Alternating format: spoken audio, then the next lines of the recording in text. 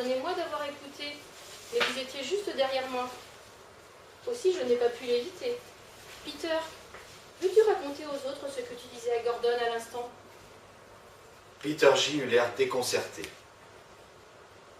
Et je vis qu'il se composait un visage d'innocence blessée. Mais Miss Lucy reprit, cette fois avec beaucoup plus de douceur. Allons, Peter, s'il te plaît. Raconte aux autres ce que tu disais à l'instant. Peter haussa les épaules. Nous parlions juste de l'effet que ça ferait si nous devenions acteurs.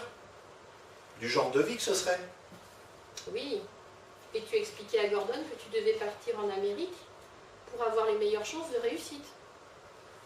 Peter J. haussa de nouveau les épaules et marmonna tout bas. Oui, Miss Lucy.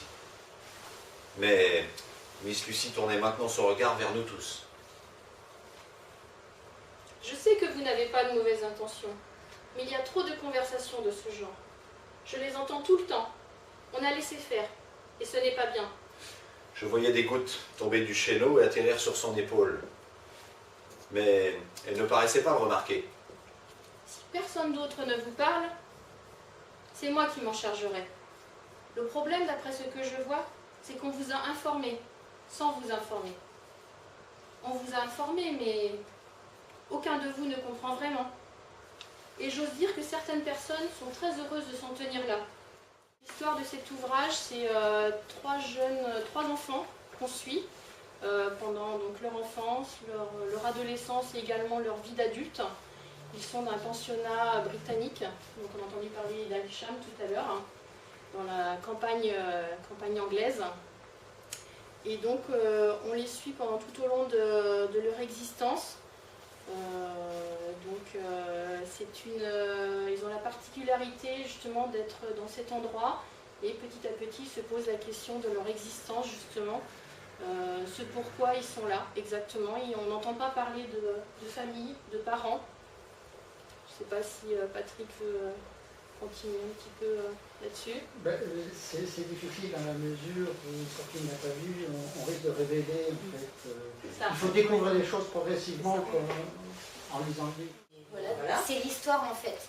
Le titre Expéron, c'est en référence à l'histoire d'un des personnages principaux, Andy Solo, que j'ai cité dans le premier extrait.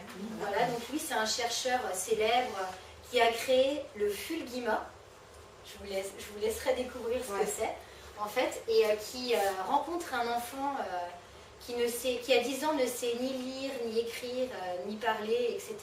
Et par contre qui possède un QI exceptionnel. Et il voit là l'occasion de relancer un grand projet scientifique qui s'appelle Expéron. Voilà, donc d'où le titre.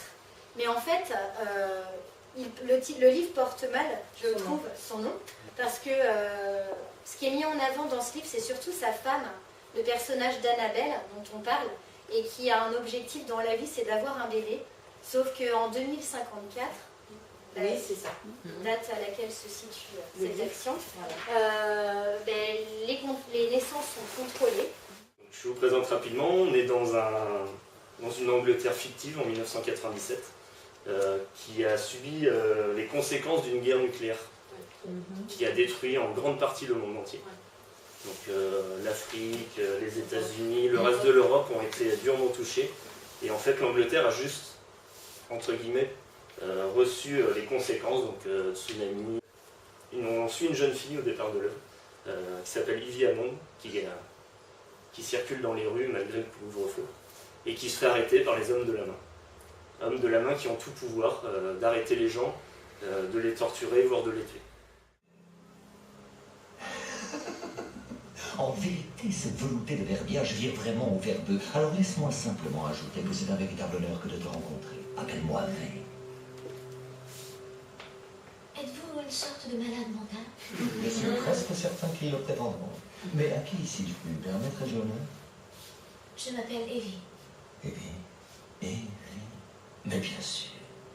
Expliquez-moi. Cela signifie que tout comme Dieu, j'évite les risques du hasard et je ne crois pas aux coïncidences. Es-tu blessé? Non, je vais bien. Grâce à vous. Oh, je n'ai fait que remplir mon rôle.